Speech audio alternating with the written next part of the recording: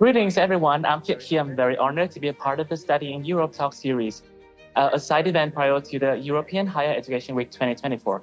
So following our first episode with the theme Excellence, we have received a lot of questions from you guys about scholarships and educational programs in Europe. And in today's episode with the theme Diversity and Choices, we'll be answering all of your questions regarding studying in Europe. And please join me in welcoming our special guest today, Ms. Lamit Kodir, representative from Embassy of Italy. Mr. Isak Sen, representative from Embassy of Sweden. And we'll be also joined virtually by two special guests. Please welcome Ms. Cynthia Shvitilika, head of the Study in Latvia program. Hello. And Ms. Ana Conejo, educational advisor at the Spanish service for the internationalization of education. Hi, thank you for inviting me. Thank you so much for joining us today. And before we come into our discussion, I would like to invite you all to watch a video we have prepared.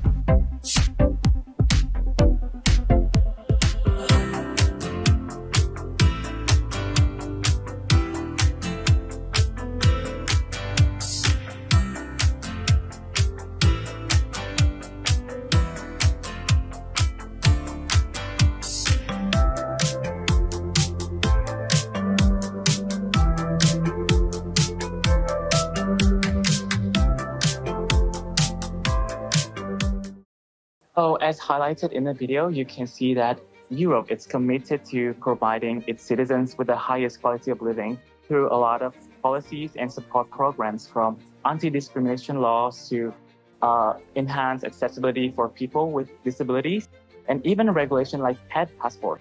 Like, just imagine being a student in such a region. You have so many opportunities to benefit from such an inclusive environment. So to kick off our discussion today, we'll delve into a key theme that embodies the spirit of the European Union. So as we all know, the EU is a unified entity comprising of different cultures, different languages, different nations. And this diversity is not simply a characteristic of the EU, it's also a pride and also the spirit, inspiration behind the motto, united in diversity. So what does this motto mean to you? Well, to me, it means different cultures that consist within the context of the EU is what gives it its strength. I see it as some sort of family. We have different characters, different personalities, different interests, different things you're good at, and that is what gives family strength. And I view it as the same thing when it comes to the EU. Yes.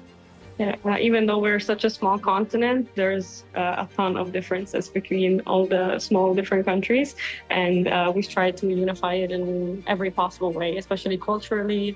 It's very easy to go from a country to the other, and your student ID can work in any sort of museum or any sort of attraction thing you want to take part of. It's very nice in that sense. Oh, thank you so much. That's a really good take on the motto, unified in diversity. It is truly fascinating to hear how cultural, historical, and traditional diversity has fostered a unified plan within Europe. And I believe it is also related to education as well. I myself have some friends who did the Erasmus program in Europe, and in just 1 year, they lived and studied in 3 countries, Germany, France, and Italy. And although the teaching and the living experience were different in each country, the core values of knowledge sharing and cooperation was the same everywhere they go. So how about a little bit less popular destination for Vietnamese students like Spain or Latvia? Ms. Anya and Ms. Cynthia, can you tell us more about what does your country offer for international students, especially Vietnamese students, when choosing to study there? So about studies in Latvia, although being a country of less than 2 million population, we are offering in English taught more than 200 study programs in undergraduate, master, and also PhD level. And our international students percentage is 15% of the total study population. And diversity is reflected in the offered study programs, as they are in all the fields, starting from natural science, from engineering programs, mathematics, physics, chemistry, biology, etc. Going to social science like business. Also, of course, popular program from natural science is IT, and very popular among the international students, etc. And I think the diversity of interests and possibilities is reflected in the offer from the Latvian state. And for Vietnamese students, it might be interesting that Latvian state offers scholarships also for Vietnamese students to support their studies here. Thank you, Miss Cynthia. How about you, Miss Anna? Spain, we have the university system can offer more than 3,000 bachelor degrees and more than 4,000 master degrees and around 1,000 PhDs in Spanish or in English, or totally in English, or partially in English as well, and Spanish and in English mixed. We have 94 universities, 50 public and 44 private ones with different. Thank you so much. It's really exciting to hear what Spain and Latvia can offer for international students. As I believe sometimes conventional, a little bit less conventional destination can lead to the best unique experience. And based on the information I've gathered, there are nearly 5,000 higher education institutions across Europe with thousands of courses available in just one country. I sometimes think of it like a giant buffet, like the European education system is overflowing with incredible sources of courses and programs. And this means that students will have a lot of options, but sometimes they may feel overwhelmed by having too many choices and options to make. So can you help me list out some criteria and priorities students should consider when deciding to study in Europe? Well, I think one thing that's important for many students is the financial situation that they can find themselves in. And it's really important to point out that not only are there many scholarships available to Vietnamese students and in general students from Southeast Asia, but there's also access to all the local scholarships that we also get. And I have to say that usually they're very generous and they really can give you a chance to live pretty well in the country. And again, everything is pretty much accessible. And something also very interesting about choosing which courses to go into if someone's interested in languages. In some regions, you can even study in the local language, and there's even the dialects. Like for the example of Spain, which I'm sure Miss Anya can tell us more about that. Yes, I would say don't be afraid to try things as well. It's sometimes when you're set upon becoming a student, it's expected of you to know exactly what you're supposed to study. That's hard. I didn't know that when I started studying. I tried different things. It took me a while before I actually knew, okay, this is something that I want to actually do for a long time. So don't so much concern yourself, I would say. Also, do your research. I did an exchange. I was harping back to what we were saying earlier. Some universities are better at something than others. So I would say look into which university fits the profile you're seeking in a particular subject. Then you will be fine. Okay, so do your research and consider the available scholarship program. What about you, Miss Cynthia and Miss Anna? What do you think should be considered for students who are looking to study in Europe? What are the best criteria and priorities? If I may start, I think apart from already mentioned criteria or factors, the interest, both the study field interest and future professional plans, is something to consider. And I'm sure on the European level, we have the Euro Guidance Network, career counseling like network, and there are different IT tools with the tests which can be helpful for a student to orient and help finding out which field to study. That's one point. Second, I would also agree with Isaac's mention that to research apart from institutions, also to research the professors and tutors who are teaching there and guiding the study programs, and check their professional interests and if they align with the interests of the potential students' interests. And last but not the least, the study destination abroad is not only studies, but also the lifestyle. And I think for those who are looking for major European capitals with many opportunities which large cities offer, Latvia would not be the right choice. However, for those who enjoy their life close to nature, being reached everywhere, with opportunities to bike, to walk everywhere in the capital and even more in the smaller cities, we have plenty of regional universities and more individual approach offering from the teachers and the study service staff. Then Latvia is a better choice. So the environment, the living environment is also another very important aspect to be considered. And we know that we may spoil you with too many choices and options. That's why we're doing the European Higher Education Week 2024. And please feel free to send us a message on Facebook. We've discussed the diversity of European education, with each member of the state bringing its unique and traditional approaches. And this raises an interesting question. How does this diversity impact the content and delivery of education throughout the whole continent? And is there a unified framework that can ensure the consistency?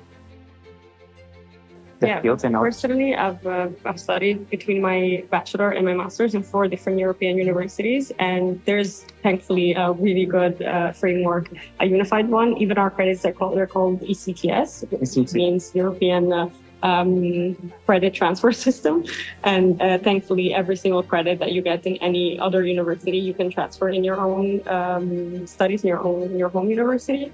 But yeah, it's a very comfortable framework that we have, so you can always ensure that none of your credits are lost. Okay, so you can actually be sure that you'll get the same education everywhere you go across Europe. But the methods change, so you can even feel all the differences and see how people study in different countries, and it's very helpful. So you can really pick and choose whatever you like. Okay, I think that's the best because you still get the core values of the quintessence of the European education while enjoying the change of background, like enjoying the different cultures and people, right? And I've also learned of the European Qualifications Framework, EQF, which is a common reference point for comparing and recognizing qualifications across member states of Europe, right? Yeah, because all of our degrees are valid everywhere in the Union. So it's very comfortable even to look for jobs later on. And thank you so much. Okay, I think we've gained a better insight into what it's like to transfer between different countries during the study. And one of the EU's main goals is to promote fairness and inclusion for everyone, regardless of their backgrounds, culture, language, or any other social factors. And in education, EU is particularly focused on ensuring that all students have equal and effective learning opportunities, which we already talked about. And with that in mind, I'd love to hear from our guests about specific policies that the EU is implementing to ensure the equity and equality in education for everyone. What's your take on this, Ms. Anna and Ms. Cynthia? In fact, the European Union is deeply committed to promoting fairness and inclusion across all areas of society, including education, of course. So the program Erasmus Plus, the Erasmus Plus program allows academic mobility, but also supports inclusion, diversity, and equality. It provides opportunities for students from all backgrounds, including those from minority groups and students with disabilities, to access high quality education and training. Maybe I can add from my side on a national level, what universities do here to accommodate this diversity is first, of course, that throughout the capital, especially the physical access of the study buildings and labs and all the necessary infrastructure. That's first. Second, the cultural diversity is supported through the equal treatment of students and provided study services to them. And the last one I want to share, that it's popular among international students. The university support for them to set up national student unions. For instance, there is a German or Italian student union in Latvia of those who study here. And universities also support them to have them and organize their cultural events, their national traditions, their festivals, and etc. Thank you so much. As someone who studied abroad myself, I really appreciate all the efforts that are made towards the international students to make them feel more comfortable, like at home, from the European countries. And during this part of the talk, we've learned about how European countries are united in diversity. And we've learned about the policies and support programs that are available for international students. And we'll talk about it a little bit more in the latter part of the talk show. And now we have prepared a game for all of you. Are you guys ready? Okay, so Miss Anya and Miss Cynthia, are you guys ready to join us from afar? Okay, we have a special game for all of you. So in this box, there are 4 symbols representing 4 European countries. And each of you will have to pick one from this box. And you have to say which country is the symbol representing. And I'll give you a statement about that country, and you'll decide if whether it's true or false. Are you guys ready? Okay, first. So, lady first. Okay. Oh, I can talk. You can learn. Secrecy. Okay, so what did you get? Well, this is Santa Claus. A Santa Claus. So, what do you think the Santa Claus represents? Which country do you think the Santa Claus represents? Well, this is a bit tricky. This could be multiple countries. That's tricky. Yeah. Is it? Is it tricky? Well, is it somewhere in Scandinavia because it's cold? Make a choice. You have 5 seconds. What happens on the party? I have no idea. I'm gonna go Iceland? Unfortunately, it's not the answer. Can I help her out? Or is it... No. No.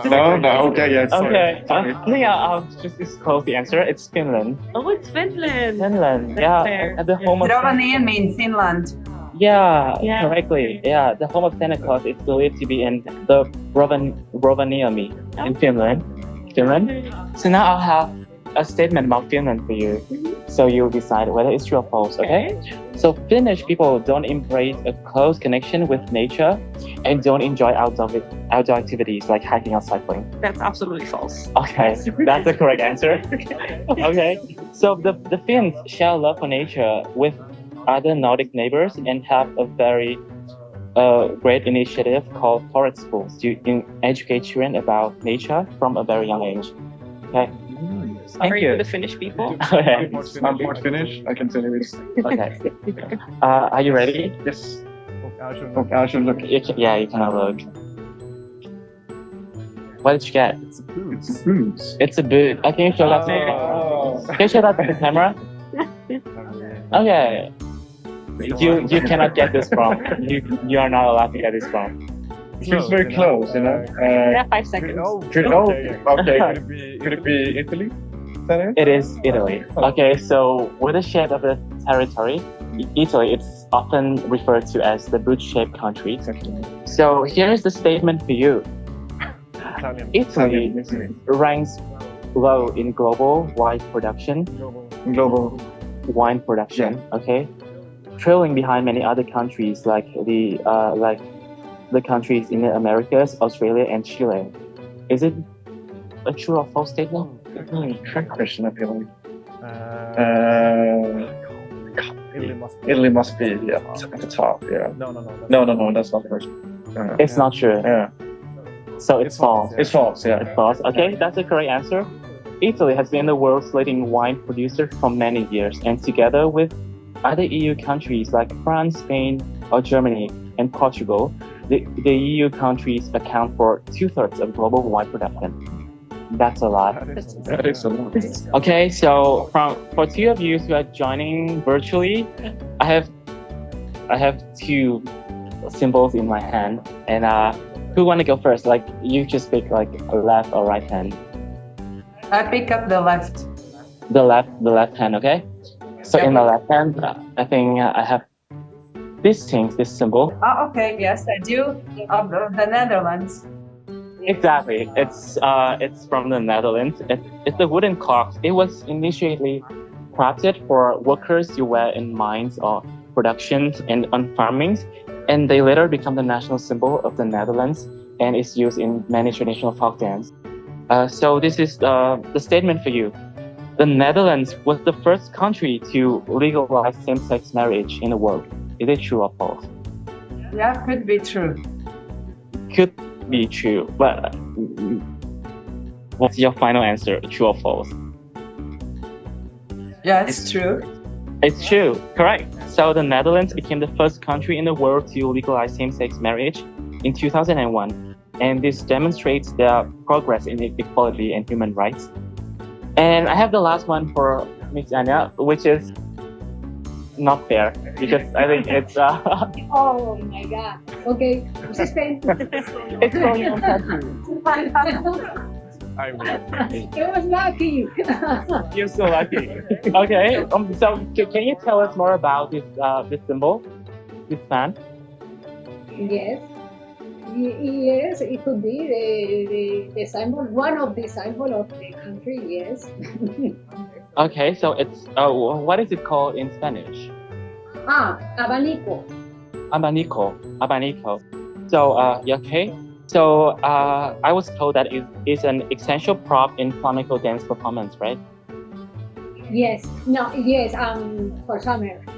Okay. So okay, so this is a statement about your country. The flamenco, a renowned Spanish art form blending guitar, singing, and dancing, has been recognized by the UNESCO as an intangible cultural heritage of humanity. Is it true or false? This is true. Okay, you cannot get it wrong, right? Okay, so I think that's the end of our game. Thank you so much for participating. Thank you. Thank you. Are you ready for the second part of the talk show? Okay, we'll talk more deeply about what it's like to study and living in Europe.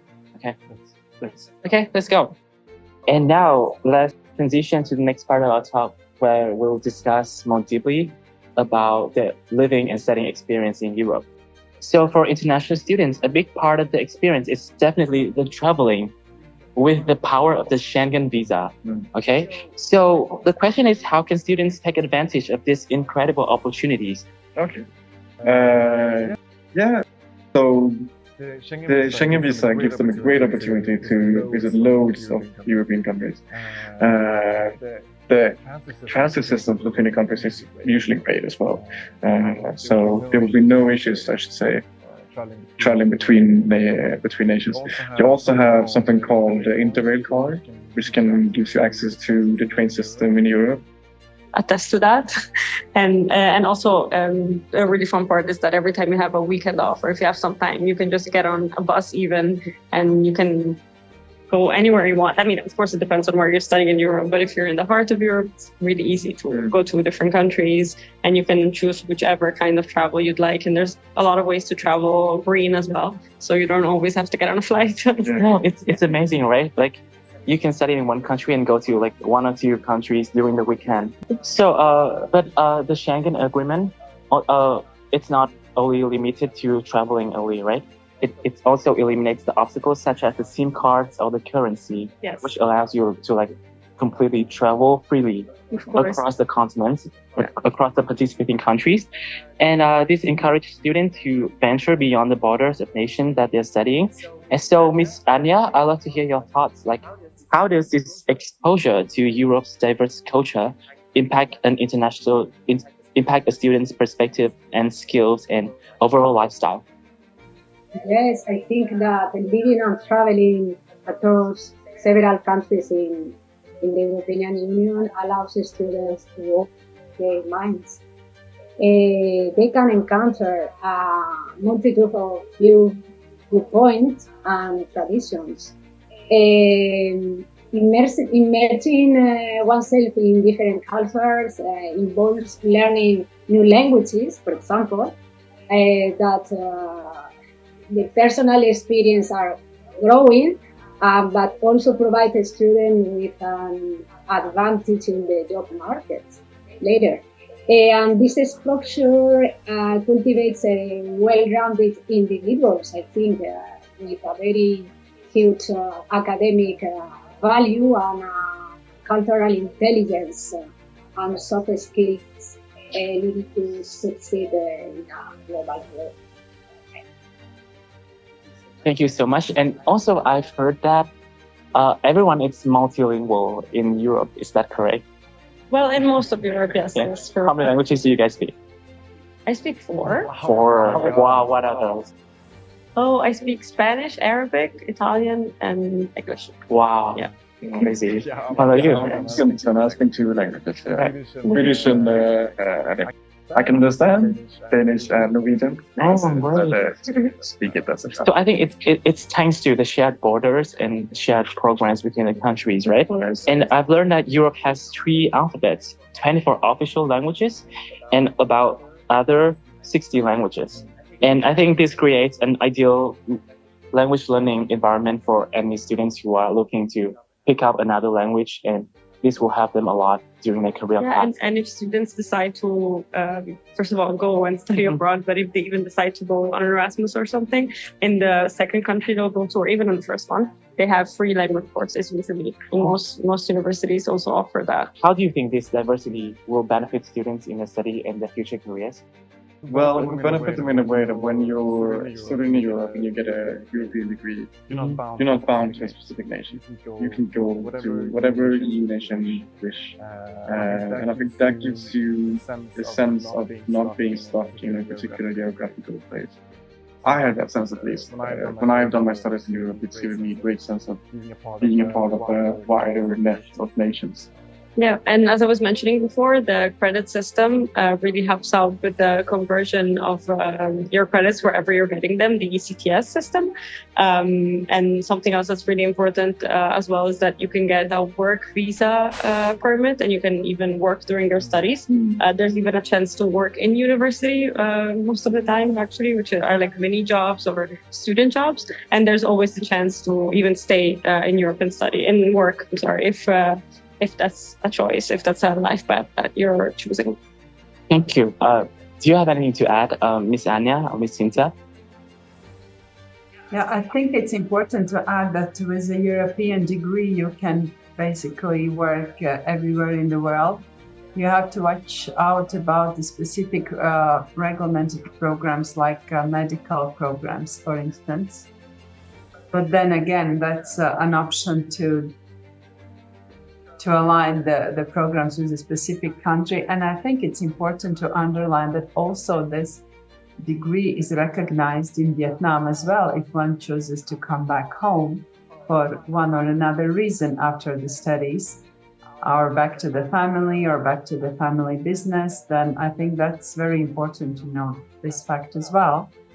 I think also apart from the academic degree, this different cultural experience and ability to learn about the cultures and experience different work cultures, different study cultures. That is important as well and very valuable for the future of life and work. Thank you so much.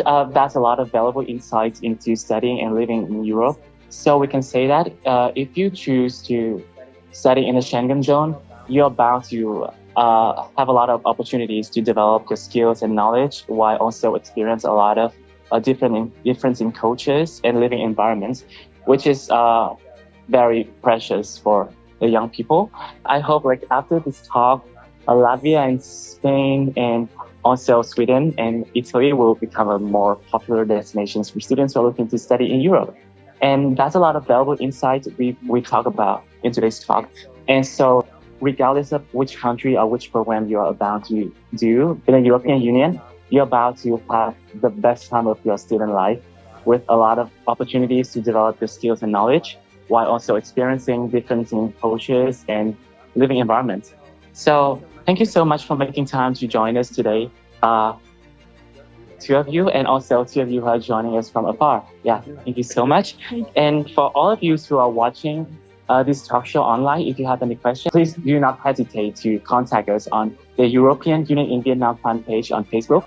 And also do not forget to sign up for the European Higher Education Week 2024 event, which will be held in Ho Chi Minh City and Hanoi in October. Thank you so much, and we'll see you guys again next week. Thank you. Thank you.